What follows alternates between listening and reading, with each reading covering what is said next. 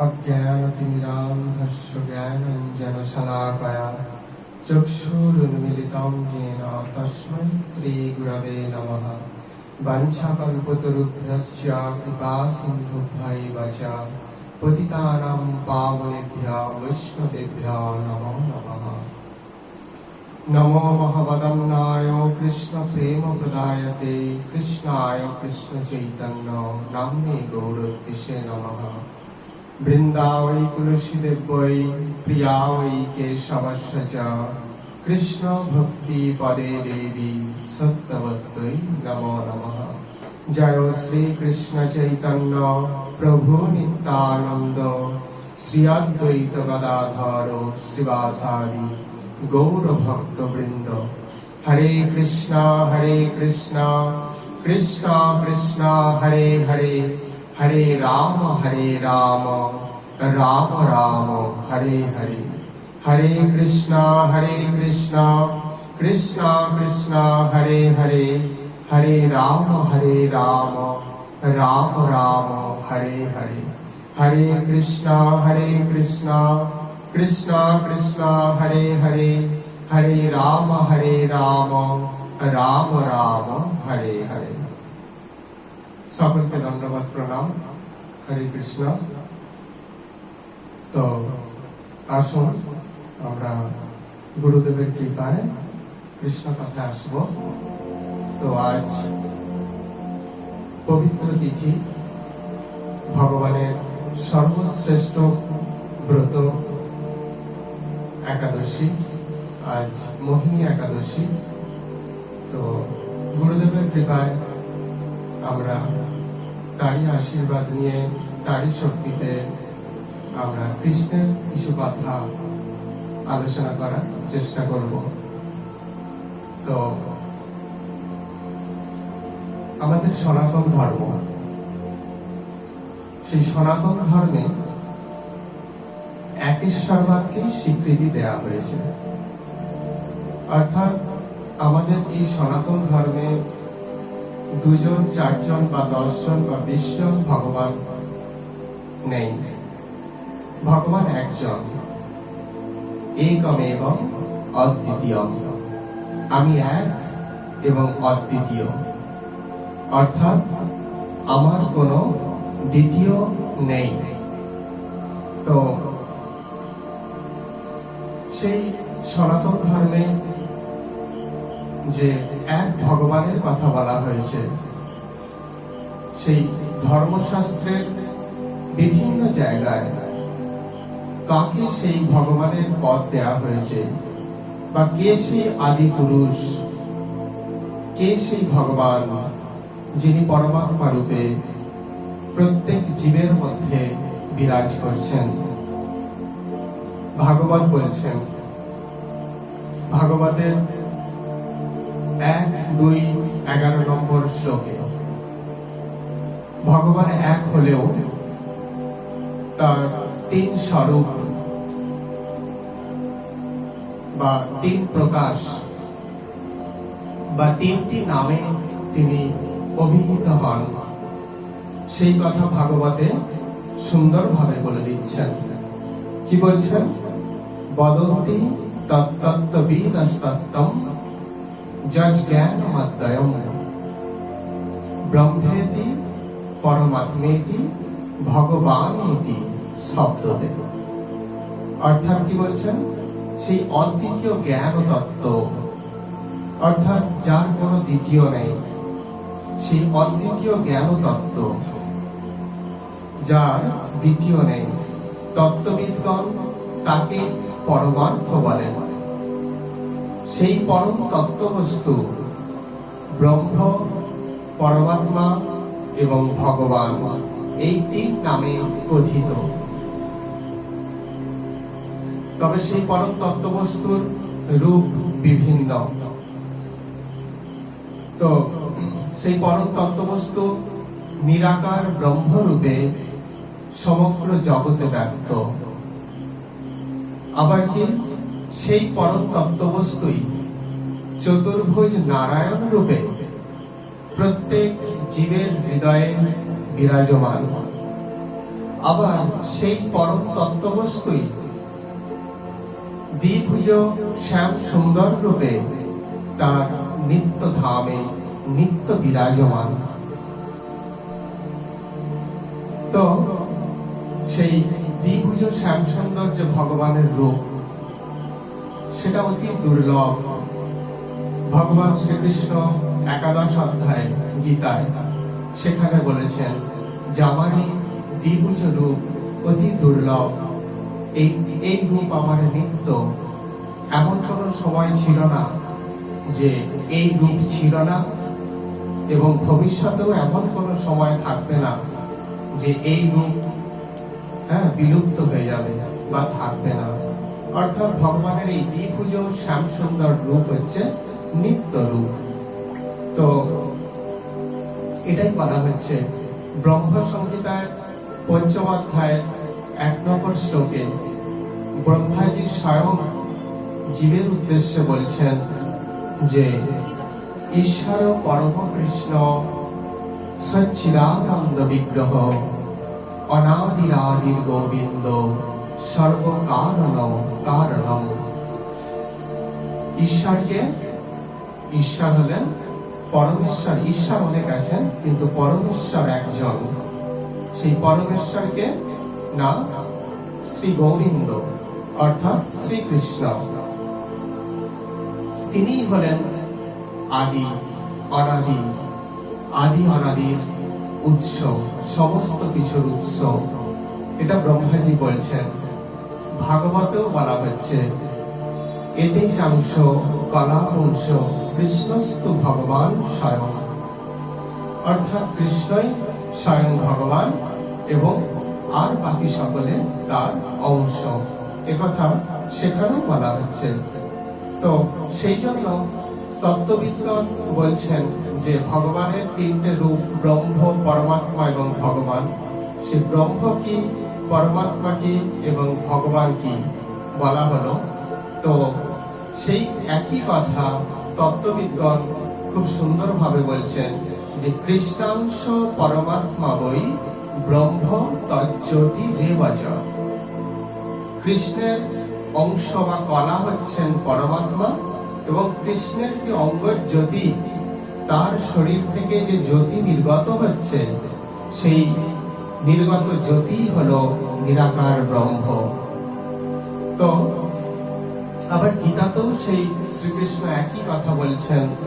অর্থাৎ এক কথায় যদি বলা যায় যে সমস্ত শাস্ত্র একই কথা বলছে, তবুও আমরা শাস্ত্রের গুড় অর্থ অনুধাবন করতে না পেরে আমরা অনেক ভগবান সৃষ্টি করে ফেলি। সেটা আমাদের ব্যর্থতা, আমাদের শরণাগতির অভাব, সেই জন্য এটা হতে পারে।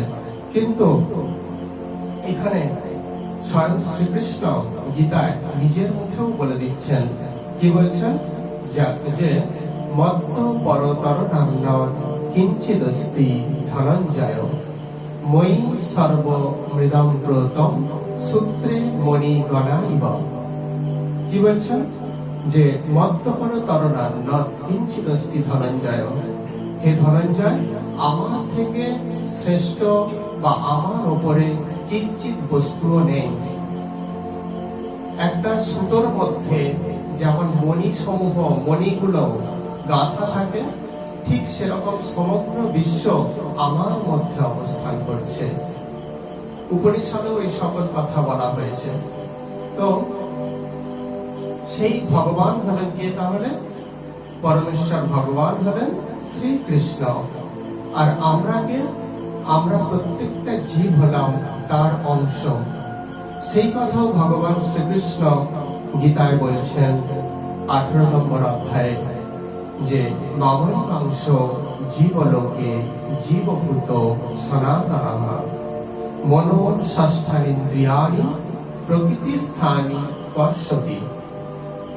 প্রত্যেকটা জীব আমার সনাতন অংশ, কিন্তু দুর্ভাগ্যের বিষয় এটাই যে তারা জড়া প্রকৃতির দ্বারা আবদ্ধ হয়ে মন সহ 6টা ইন্দ্রিয়ের দ্বারা এই জড় জগতে কঠোর সংগ্রাম করছে। দুঃখ পাচ্ছে, কষ্ট পাচ্ছে, যন্ত্রণা পাচ্ছে। কেন না? তারা জানে না যে তাদের পরম গতি কোথায়। এই জড় জগতে এসে বিষয়ের বিষে মোহিত হয়ে তারা ভুলে গেছে। একজন বিষ খেয়েছেন, যিনি বিষ পান করেছেন, বিষ পান করা ব্যক্তি যেমন বিষের জ্বালায় ছটফট করতে করতে সে তার সমস্ত কিছুই ভুলে যায় তো তার নাম কি বা তার বাড়ি কোথায়, এই সকল কিছু ভুলে যায় বিষের যন্ত্রণা সহ্য করতে না পেরে। ঠিক সেই রকম আমরাও বিষয়ের বিষ গ্রহণ করে বা পান করে আমরাও ভুলে যাই যে প্রকৃতপক্ষে আমাদের ঠিকানা কোথায়, আমাদের কর্তব্য কি।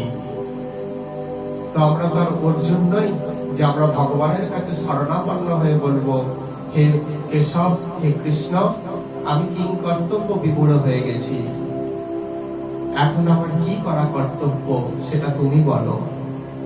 আমরা ভগবানের কাছে শরণাগতি রাখতে পারি না, তাই চিরকাল ভ্রমের দ্বারা আবর্তিত হচ্ছে।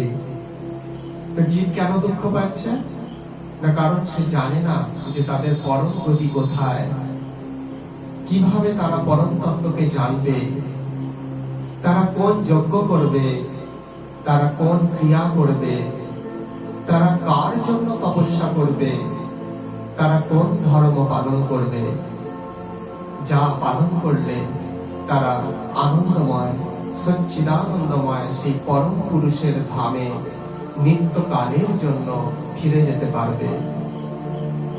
এই কথা জীব বোঝার চেষ্টা করে না, জানতে চায় না। সেই জন্য এই জড় জগতে রোগ, শোক, ব্যাধিতে আক্রান্ত হয়ে সে দিবানিশি যন্ত্রণা ভোগ করছে। তো এইটাই। কিন্তু পরমেশ্বর ভগবান তিনি পরম কারুণিক, তিনি দয়াময়। জীবের এই দুঃখ কষ্টকে উপলব্ধি করে শ্রীহরি আমাদেরকে পরম তত্ত্ববস্তু ভাগবতে জানিয়ে দিচ্ছেন। তিনি কি বলছেন ভাগবতের প্রথম স্কন্ধের 2য় অধ্যায়ে 28 থেকে 29 নম্বর শ্লোকে আমাদের কর্তব্য, আমাদের ক্রিয়া, আমাদের তপস্যা, আমাদের ধর্ম, আমাদের গতি কোথায়, সেই সম্পর্কে সমস্ত কিছু পুঙ্খানুপুঙ্খ ভাবে আমাদেরকে বলে দিচ্ছেন। তিনি কি বলছেন না, বাসুদেব পরাবেদা, বাসুদেব পরামথা, বাসুদেব পরাযোগা, বাসুদেব পরাক্রিয়াঃ, বাসুদেব পরম জ্ঞানম, বাসুদেব পরম তপঃ, বাসুদেব পরো ধর্ম, বাসুদেব পরাগতি। তিনি তার ভক্তদের মুখ দিয়ে জানিয়ে দিচ্ছেন যে জীবের পরম লক্ষ্য, পরম গতি, পরম ক্রিয়া, পরম তপস্যা, পরম জ্ঞেয় বস্তু কি। কি বলছেন ভগবান? যে বাসুদেব পরাবেদা। এর অর্থ কি? ভগবান শ্রী বাসুদেব বা শ্রীকৃষ্ণই হলেন বেদের জ্ঞেয় বস্তু। ভগবান শ্রীকৃষ্ণ আমাদের পরম মঙ্গল সাধনের জন্য শাস্ত্র গ্রন্থ সৃষ্টি করেছেন। সর্বাগ্রে বেদ সৃষ্টি করেছিলেন। বেদ সৃষ্টি হয়েছে, সৃষ্টি বললে ভুল হবে, সৃষ্টি নয়, প্রকাশ করেছিলেন। যার সৃষ্টি হয় তার ধ্বংস হয়, কিন্তু সেটা নয়। এগুলো নিত্য শাস্ত্র, কখনো সৃষ্টি হয়নি। এগুলো কি ভগবান প্রকাশ করেছিলেন। কিভাবে? তার নিঃশ্বাস থেকে। উপনিষদে সেই কথাই বলা হয়েছে। এই বিশাল শাস্ত্র বেদ বা বৈদিক শাস্ত্রগুলি ভগবান শ্রীকৃষ্ণ তার নিঃশ্বাস থেকে সৃষ্টি করেছিলেন।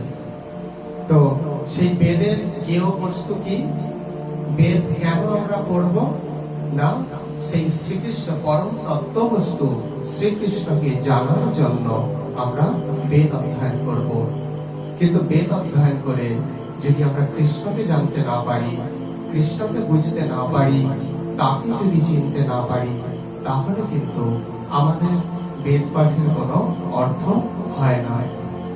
তো এই বেদের মুখ্য উদ্দেশ্য হচ্ছে ভগবান শ্রীকৃষ্ণকে জানা, ভগবান শ্রীকৃষ্ণকে প্রাপ্ত হওয়ার কৌশল বা পদ্ধতি এটা। সেই জন্য ভগবান শ্রীকৃষ্ণ গীতার 9ম অধ্যায়ের 17 নম্বর শ্লোকে তিনি স্বয়ং বলছেন যে বেদম পবিত্রম অঙ্কার ঋক্সাম যজুরে বচ, অর্থাৎ আমি বেদের জ্ঞেয় পুরুষ। বেদ পড়ার উদ্দেশ্য জীব আমাকে জানতে পারবে, আমাকে জানতে পারলে সে আমাকে প্রাপ্ত হওয়ার জন্য প্রচেষ্টা করবে, আমাকে প্রাপ্ত হওয়ার জন্য প্রচেষ্টা করলে সে আমাকে লাভ করতে পারবে বা আমাকে প্রাপ্ত হতে পারবে। আমাকে প্রাপ্ত হতে পারলে তার সমস্ত জড় দুঃখ কষ্টের বন্ধন থেকে সে মুক্তি পাবে। সেই মুক্তি পাওয়ার ফলে কি হবে? না, সে সৎ চিৎ আনন্দময় সত্তায় ফিরে যেতে পারবে। এইটাই ভগবান শ্রীকৃষ্ণ বলছেন। তাই বেদ স্বয়ং কৃষ্ণই, তার থেকেই প্রকাশিত। সেই জন্য বলছেন যে বাসুদেব পরা বেদা, বাসুদেবকে জানাই হচ্ছে বেদের লক্ষ্য। আর কি বলছেন? বাসুদেব পরা মাখা, অর্থাৎ বাসুদেবী হলেন বৈদিক শাস্ত্রে বর্ণিত যজ্ঞ। বাসুদেব স্বয়ং, তো সেই কথা গীতাতেও ভগবান শ্রীকৃষ্ণ বলছেন। গীতার 9ম অধ্যায়ের 16 নম্বর শ্লোকে ভগবান বলছেন কি না, অহং ক্রুতুরহং যজ্ঞ, আমি যজ্ঞ। যজ্ঞ শব্দের অর্থ হলো যে ভগবান শ্রীকৃষ্ণকে সন্তুষ্ট করার নামই হলো যজ্ঞ। যজ্ঞ শুধু ঘৃত আহুতি দিয়ে যে যজ্ঞ করা হয় অগ্নি প্রজ্বলিত করে, সেটাই শুধুমাত্র যজ্ঞ নয়, তার দ্বারাও ভগবান সন্তুষ্ট হয়। হ্যাঁ, তো আরো যজ্ঞ আছে। সেই যজ্ঞ কি না, ভগবান শ্রীকৃষ্ণকে সন্তুষ্ট করার নামই হলো যজ্ঞ। ভগবান শ্রীকৃষ্ণের সন্তুষ্টি বিধানের জন্য আপনি যা করবেন সেটাই যজ্ঞ। কলিযুগের যজ্ঞ কি? নাম যজ্ঞ। এই নাম যজ্ঞেই ভগবান সন্তুষ্টি লাভ করেন। হ্যাঁ, নাম যজ্ঞ। গীতায় ভগবান 10ম অধ্যায় বিভূতি যোগে ভগবান শ্রীকৃষ্ণ স্বয়ং বলছেন যে যজ্ঞানাম জপযজ্ঞস্মিন, আমি সমস্ত যজ্ঞের মধ্যে জপ যজ্ঞ স্বয়ং। এই জপ যজ্ঞ অতি সুলভ, সহজেই করা যায়, অতি সহজ পন্থা। আর এইটাই ভগবানের সব থেকে প্রিয়। হরের নাম হরের নাম হরের নাম কেবলম, কলো নাস্তিত্ব নাস্তিত্ব নাস্তিত্ব গতিরন্যথা। কলিযুগে এই নাম ছাড়া, ভগবানের নাম কীর্তন, নাম জপ ছাড়া, নাম চিন্তন ছাড়া অন্য কোনো গতি নেই। গতি নাই, গতি নাই, এটা ভগবান বলেই দিচ্ছেন। তাহলে বাসুদেবকে, বাসুদেব হলেন পরামখা, অর্থাৎ সমস্ত যজ্ঞ স্বয়ং তিনি। যজ্ঞ মানে স্বয়ং বিষ্ণু বা কৃষ্ণই। আমাদের যজ্ঞের উদ্দেশ্য কি? তাহলে যজ্ঞের উদ্দেশ্য কৃষ্ণকে সন্তুষ্ট করা, কৃষ্ণের সন্তুষ্টি বিধান করা। এটাই হচ্ছে যজ্ঞের লক্ষ্য বা উদ্দেশ্য। আর কি বলছেন? বাসুদেব পরা যোগা, অর্থাৎ এই জগতে বহু প্রকারের যোগ সাধনা আছে, কিন্তু পরম যোগ, যার উপরে আর কিছু হয় না, যেই যোগের তুল্য আর কোনো কিছুই হয় না, সেই যোগটা কি? যোগ মানে প্রকৃতপক্ষে ভগবান শ্রীকৃষ্ণ হলেন পরমাত্মা, ভগবান, আর আমরা হলাম জীবাত্মা, তার নিত্য দাস। ভক্তের সঙ্গে ভগবানের যুক্ত থাকার নামই হচ্ছে যোগ। ভক্ত ভগবানের সঙ্গে যুক্ত থাকবে, তাই ভক্তকেও যোগী বলা হয়। আবার ভগবান ভক্তের সঙ্গে যুক্ত থাকে, তাই ভগবানকেও শাস্ত্রে কোথাও কোথাও যোগী বলা হয়েছে। তো এইটা আমাদের বুঝতে হবে যে একে অপরের সঙ্গে যুক্ত থাকা।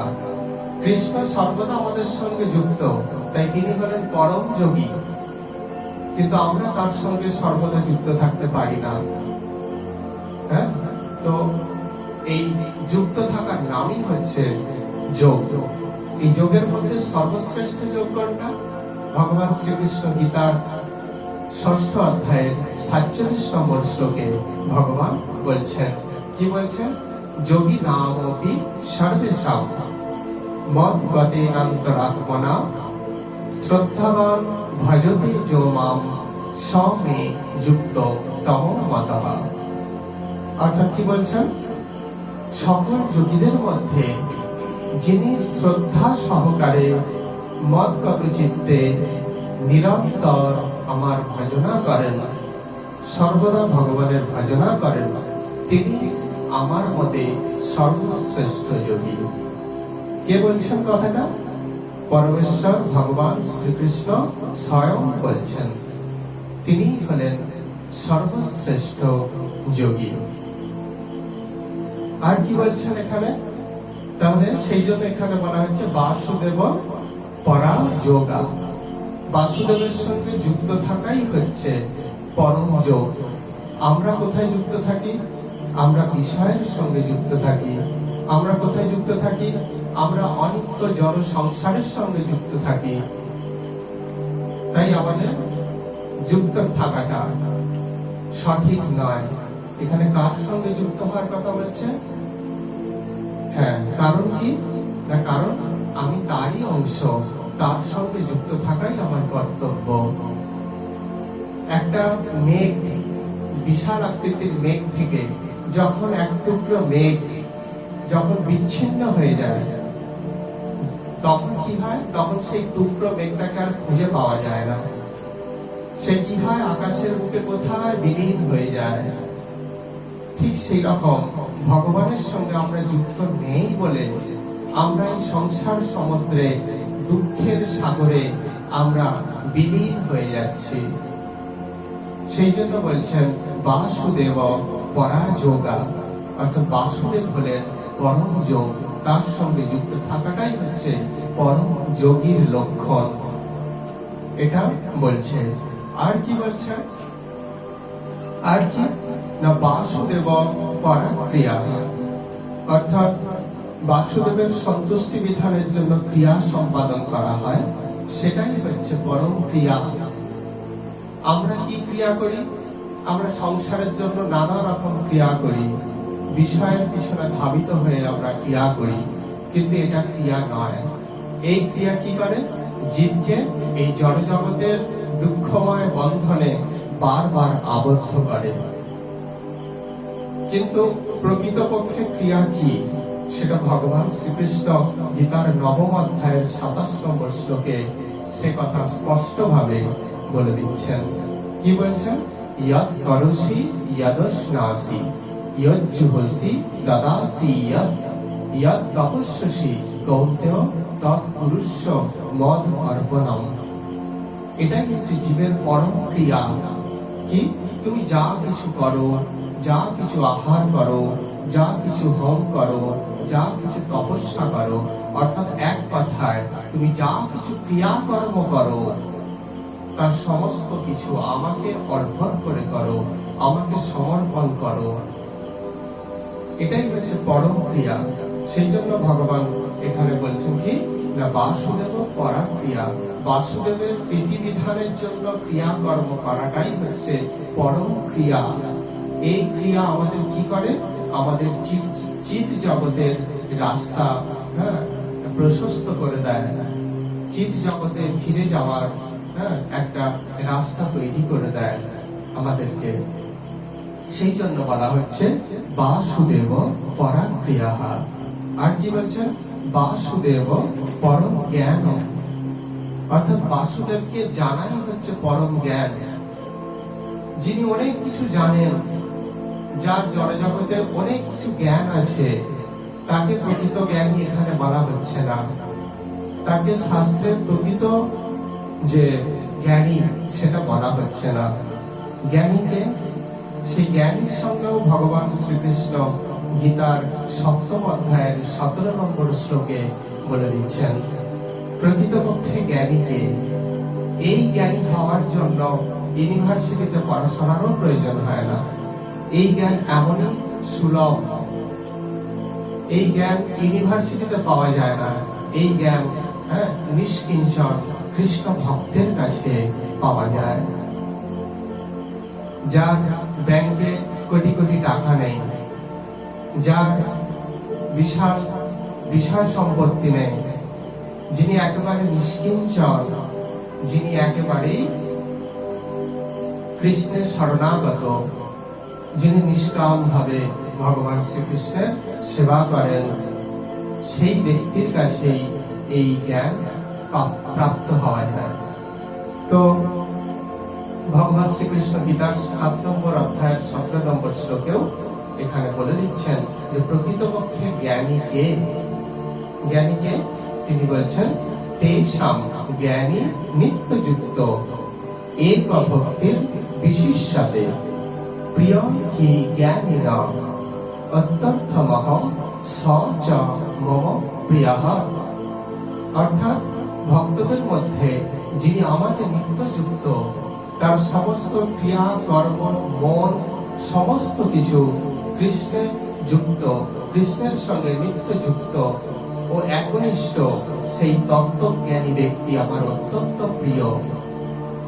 ভগবান এখানে জ্ঞানীকে তার সংজ্ঞা প্রদান করলেন। প্রকৃতপক্ষে এখানে যেটা বলা হচ্ছে যে বাসুদেব পরম জ্ঞান, অর্থাৎ এক কথায় বাসুদেবকে জানাই হচ্ছে পরম জ্ঞান। তাকে জানাটাই হচ্ছে, তাকে যিনি জানেন তিনিই হচ্ছেন প্রকৃত জ্ঞানী, আর কেউ প্রকৃত জ্ঞানী নন। তাদের জ্ঞান অনিত্য, যারা কৃষ্ণ ছাড়া অন্য কিছু বিষয়ে অগাধ জ্ঞান অর্জন করেছেন, তাদের জ্ঞান অনিত্য। তো এইটাই। আর কি বলছেন? আর বলা হচ্ছে, ভাগবত কি বলছেন না, বাসুদেব পরম তপ, অর্থাৎ তপস্যার মূল উদ্দেশ্য, মূল লক্ষ্য হচ্ছে বাসুদেবকে প্রাপ্ত হওয়া। বাসুদেব অর্থাৎ ভগবান শ্রীকৃষ্ণকে প্রাপ্ত হওয়া। হ্যাঁ, তপস্যা মানে হচ্ছে কোনো কিছু লাভের জন্য কষ্ট স্বীকার করা, এটাকেই বলা হয় তপস্যা। হ্যাঁ, কিন্তু আমাদের পরম তপস্যা হলো ভগবান শ্রীকৃষ্ণকে প্রাপ্ত হওয়া। ভগবান শ্রীকৃষ্ণকে প্রাপ্ত হওয়ার জন্য কষ্ট স্বীকার করা কিছু, এটাই হচ্ছে জীবের কর্তব্য। কিন্তু জীব এই মায়ার বন্ধনে আবদ্ধ হয়ে, এই জড়জগতের বন্ধনে আবদ্ধ হয়ে সে ভুলে যায় যে প্রকৃতপক্ষে তার তপস্যা কি। সেও তপস্যা করে, কিন্তু তার জন্য তার সেই তপস্যা, অর্থাৎ বদ্ধ জীবের তপস্যা, এই তার অনিত্য সংসারের জন্য, সেই অনিত্য সংসারের জন্য কত পরিশ্রম করে, এই সংসারকে প্রতিপালন করার জন্য সে কত পরিশ্রম করে, এটাও তার একটা তপস্যা। কিন্তু এটা প্রকৃত তপস্যা নয়, এটা নিত্য তপস্যা নয়। নিত্য তপস্যা কোনটা? নিত্য তপস্যা হলো ভগবান শ্রীকৃষ্ণকে প্রাপ্ত হওয়ার জন্য যে কষ্ট স্বীকার করা। ভগবান বলছেন এই জিনিস পরিত্যাগ করো, কিন্তু আমি ওই জিনিসেই অভ্যস্ত। তাহলে ভগবানের সন্তুষ্টি বিধানের জন্য কষ্ট করে সেই জিনিস পরিত্যাগ করা, এটাই হলো তপস্যা। তো ভগবান বলছেন যে এমন আচরণ পরিত্যাগ করো, কিন্তু আমি ওই আচরণেই অভ্যস্ত।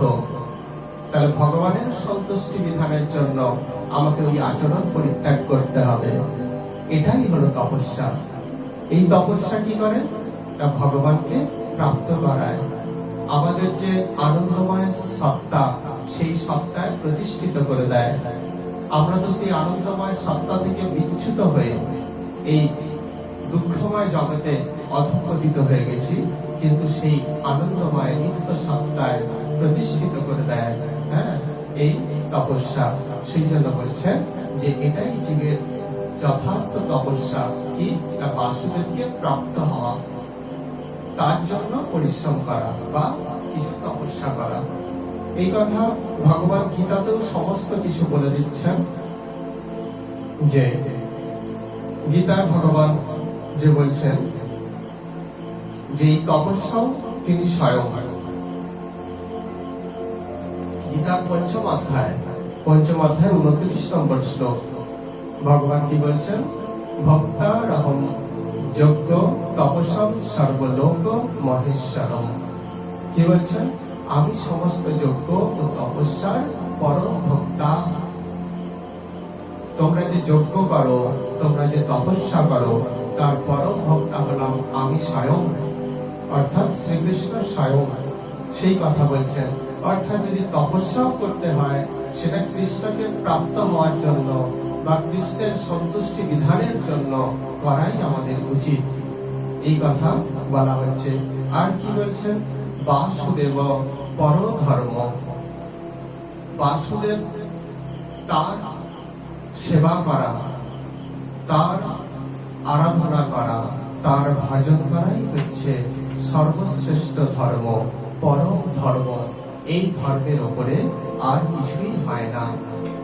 সেই জন্য ভগবান শ্রীকৃষ্ণ গীতার 18 নম্বর অধ্যায়ের 66 নম্বর শ্লোকে স্বয়ং বলছেন যে সর্বধর্মান পরিত্যাজ্য মামেকং শরণং ব্রজ।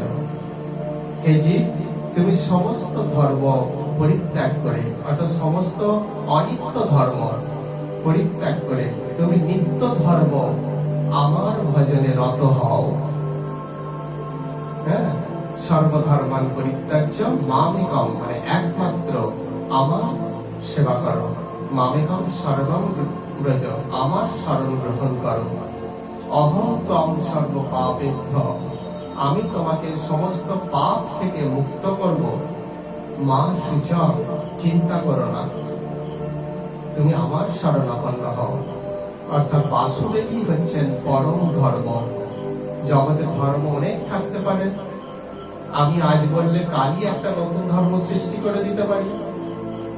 কোন একজন ব্যক্তিকে ভগবানের আসনে প্রতিষ্ঠিত করে বা বসিয়ে আমিও একটা নতুন কোন ধর্ম সৃষ্টি করে দিতে পারি। হয়তো আমার কোন অনুগামীও হয়ে যেতে পারে, অনেক অনেক অনুগামী হয়ে যেতে পারে, কিন্তু সেগুলো তো প্রকৃতপক্ষে ধর্ম নয়। ধর্ম নিত্য, ধর্মকে সৃষ্টি করতে হয় না। যে ধর্মকে সৃষ্টি করতে হয় সেটা ধর্মই না। একমাত্র এই সনাতন ধর্মকেই কেউ বলতে পারবে না যেটা সৃষ্টি করা হয়েছে এত খ্রিস্টাব্দে বা এত সালে। এটা নিত্য ধর্ম, তাই এটাই প্রকৃতপক্ষে ধর্ম, আর কোনো কিছু ধর্ম নয়। সেই জন্য ভগবান বলছেন সর্বধর্মান পরিত্যাজ্য মামেকং শরণং ব্রজ। সমস্ত গৌণ ধর্মগুলোকে পরিত্যাগ করে একমাত্র আমার শরণ গ্রহণ করো। এই একই কথা ব্রহ্মাজি ব্রহ্ম সংহিতাতেও বলছেন। কি বলছেন, সর্বধর্মান পরিত্যাজ্য কৃষ্ণং শরণং ব্রজ। তিনি কি বলছেন, সমস্ত ধর্ম পরিত্যাগ করে কৃষ্ণের শরণ গ্রহণ করা। কারণ কি না, তিনি হচ্ছেন পরম ধর্ম, তার সেবা করাই হচ্ছে পরম ধর্ম। তাকে চিন্তন করা, তার নাম গুণগান করা, তার নাম কীর্তন করা, আর তার ভজন করা, তার সেবা করাই হচ্ছে পরম ধর্ম। তাই তুমি সেই ধর্মে স্থিত হও। এই কথা ভগবান স্বয়ং বলছেন এবং তার বিশিষ্ট ভক্তরাও সেই একই কথা বলছেন। স্বয়ং শিব ঠাকুরও বলছেন, আরাধনা নাম সর্বেশাম বিষ্ণু।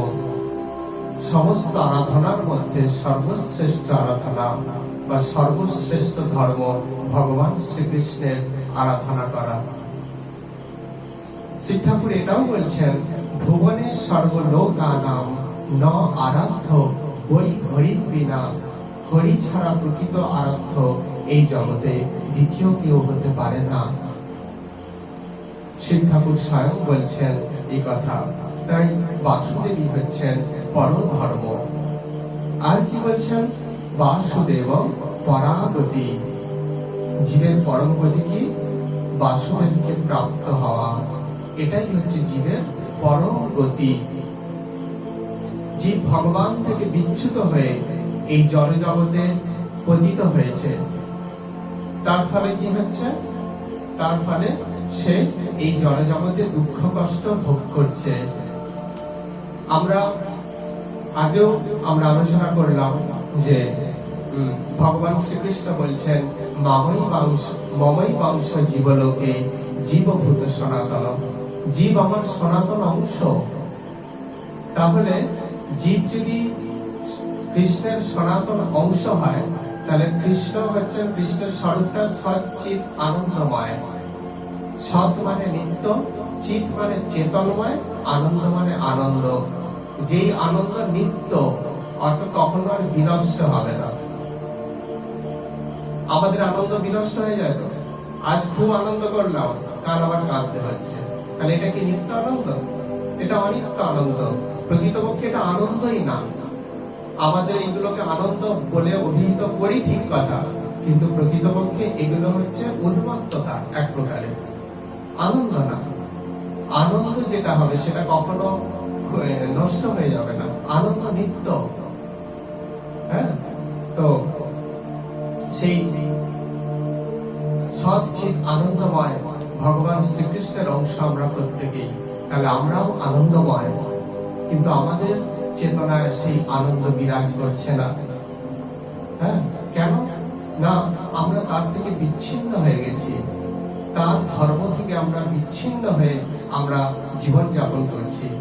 তার ফলে আমাদের আর কি হচ্ছে না, আর সেই আনন্দটা ফিরে আসছে না।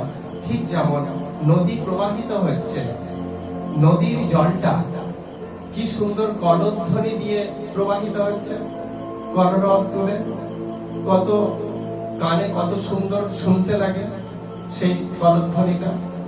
তো আমি যদি নদী থেকে এক কলসি জল তুলে এনে বাড়িতে রেখে দিই, তাহলে সেই জলটা থেকে আর কলধ্বনি উঠবে? উঠবে না তো।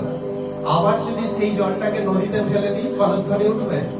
সেই জলটা আবার কলধ্বনি করে প্রবাহিত হবে। ঠিক সেই রকম আমরা ভগবান থেকে বিচ্ছিন্ন, তাই আমরা আমাদের আনন্দময় সত্তাটাকে হারিয়ে ফেলেছি। আবার যদি কৃষ্ণের সঙ্গে প্রকৃতপক্ষে নিষ্কাম ভাবে, স্বার্থের বিনিময়ে যুক্ত হলে হবে না, নিঃস্বার্থ ভাবে যদি কৃষ্ণের সঙ্গে যুক্ত হতে পারি, তাহলে আমরা আবার সেই আনন্দময় স্থিতিতে ফিরে যাব। সেই জন্য বলছেন, আর এই আনন্দময় স্থিতিতে ফিরে যাওয়ার একমাত্র লক্ষ্য, একমাত্র উপায় কি? একমাত্র উপায় হচ্ছে বাসুদেবের ভজন করা, কৃষ্ণের সেবা করা, কৃষ্ণের নাম গুণগান করা।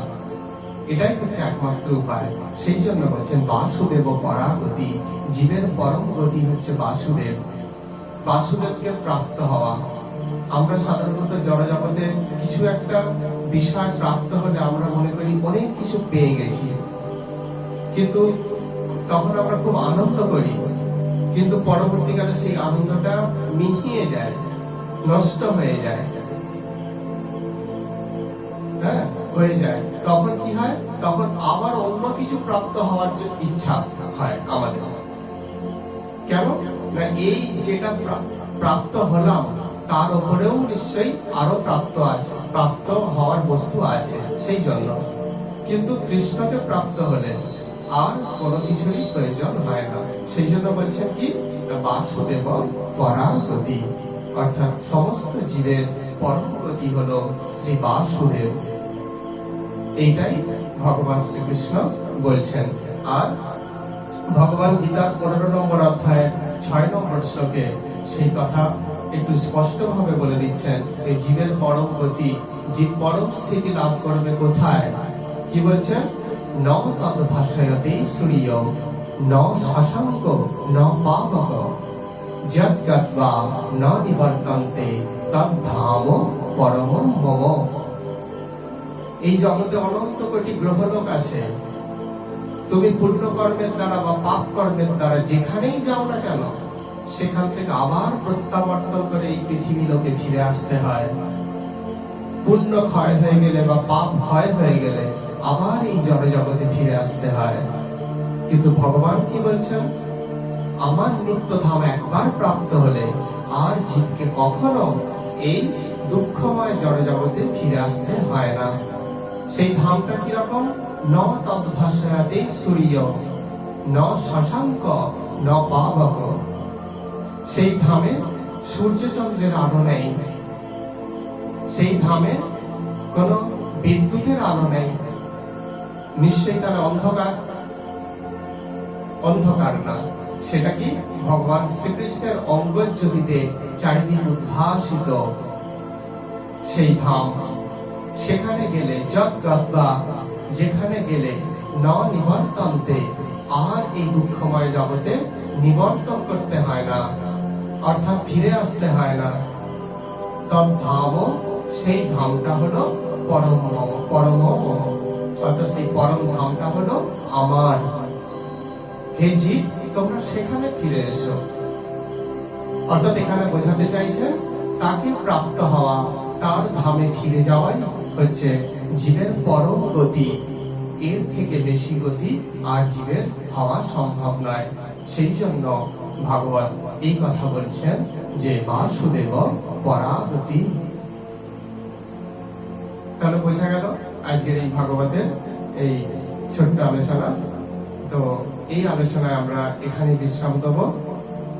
যারা এই পাঠ শ্রবণ করছেন বা দর্শন করছেন তাদেরকেও অসংখ্য ধন্যবাদ জানাই, এবং আপনারা আমাদের সঙ্গে থাকুন এটাই কামনা করব। আর আজকের এই পাঠের বিশ্রাম এখানেই দেব। আর একটা টপিক যদি থাকে তো আমরা আলোচনা করার চেষ্টা করব। হরে কৃষ্ণ। সকলকে ধন্যবাদ, প্রণাম। বংশকল্পতরুভ্যশ্চ কৃপা সিন্ধুভ্যৈব চ পতিতানাং পাবনেভ্যঃ বৈষ্ণবেভ্যঃ নমো নমঃ। সকলকে ধন্যবাদ, প্রণাম। হরে কৃষ্ণ।